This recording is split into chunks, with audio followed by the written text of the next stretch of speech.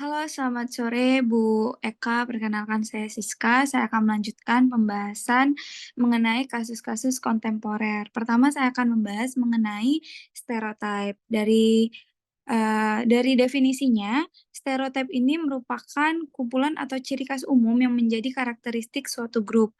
Biasanya, stereotip ini dapat mempengaruhi perilaku dan pemikiran individu dan menentukan bagaimana mereka mengambil tindakan atas, atas pemikiran tentang orang lain. Contoh kasusnya dalam hal ini adalah maskulinitas.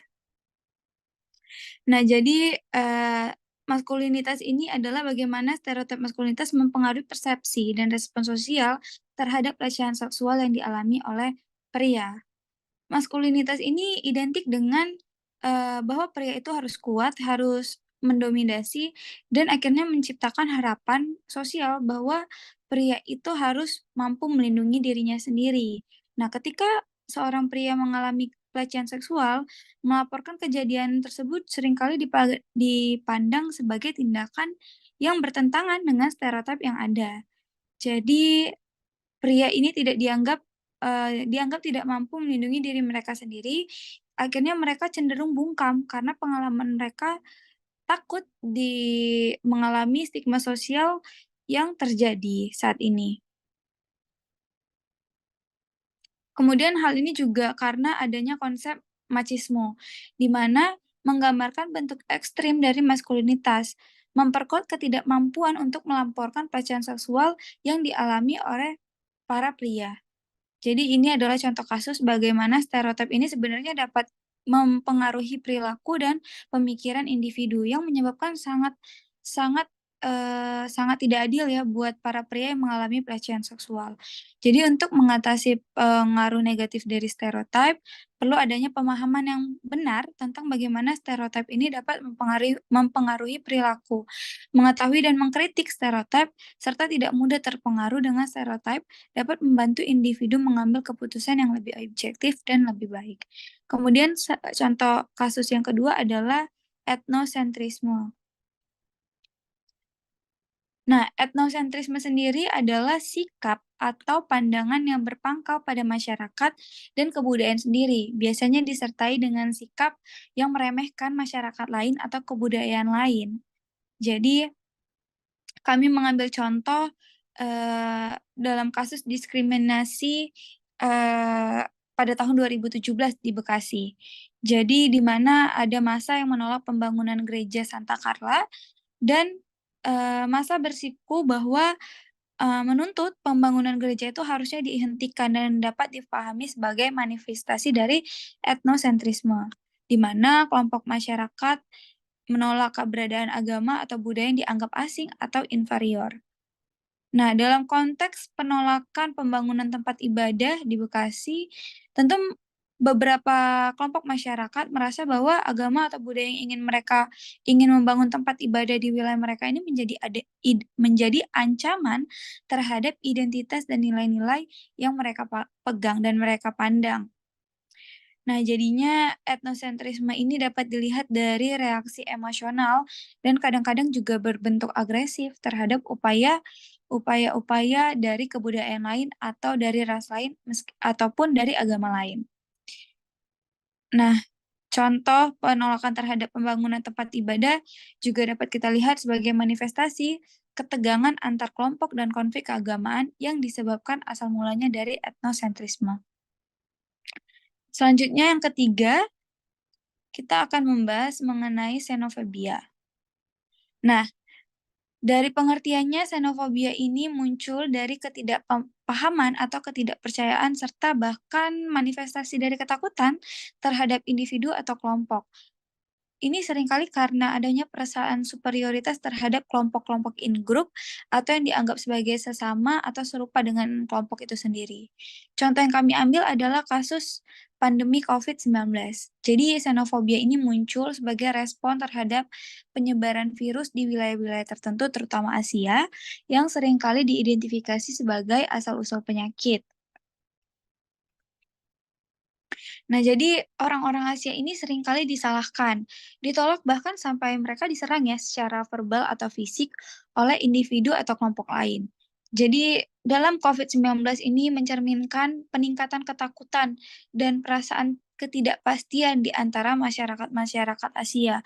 Masyarakat dari Eropa mungkin dari luar Asia mencari sasaran untuk menyalahkan dan juga tentunya mengekspresikan kecemasan terhadap pandemi. Jadi, ketidakpahaman tentang virus, juga tentang cara penyebarannya seringkali memperkuat xenofobia ini dan stereotip negatif ya terhadap kelompok tertentu, yang pada gilirannya memperkuat perilaku xenofobia.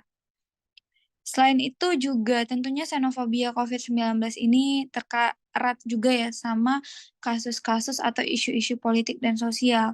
Jadi adanya penyalahgunaan retorika politik atau media memperkuat pemisahan antar budaya dan memperburuk situasi xenofobia. Misalnya, waktu itu Presiden Amerika Serikat Bapak Donald Trump menyebutkan virus Cina gitu. Jadi pemimpin politik akhirnya memperkuat stigma terhadap individu atau kelompok yang diidentifikasi dengan pemicu dari COVID-19. Oke, selanjutnya saya akan membahas mengenai rasisme. Oke, jadi rasisme ini tentunya berpandangan tentang ideologi diskriminasi yang diterima oleh seseorang atau kelompok berdasarkan ras. Ras itu di mana ada warna kulit, suku, serta asal-usulnya. Jadi kasus yang kami ambil adalah kasus yang dialami oleh George Floyd di Amerika Serikat di tahun 2020.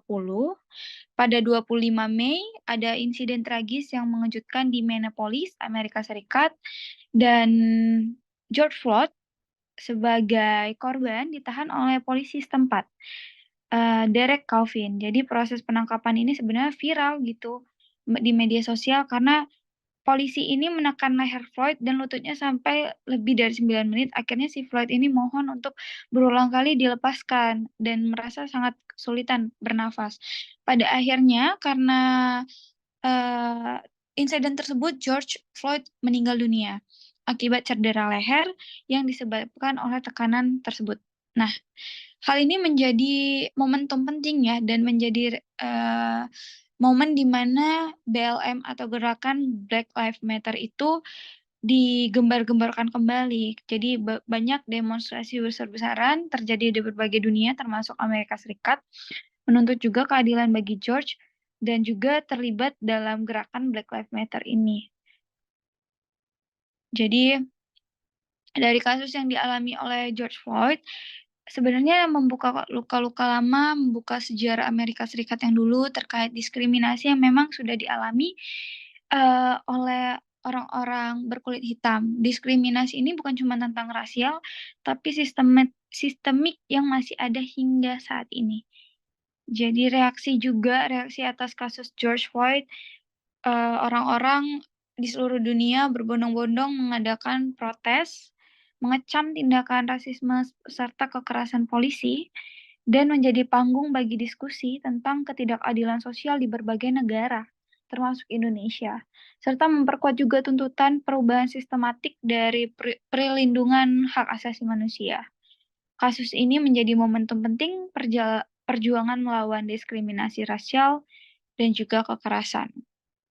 Jadi sebagai masyarakat kita harus merasa bahwa kita harus berkomitmen menciptakan masyarakat yang adil, respect, menghormati martabat serta individu walaupun berbeda ras dan berbeda suku dan berbeda latar belakang juga. Jadi ini juga menegaskan bahwa perjuangan melawan rasisme adalah tugas bersama kita semua.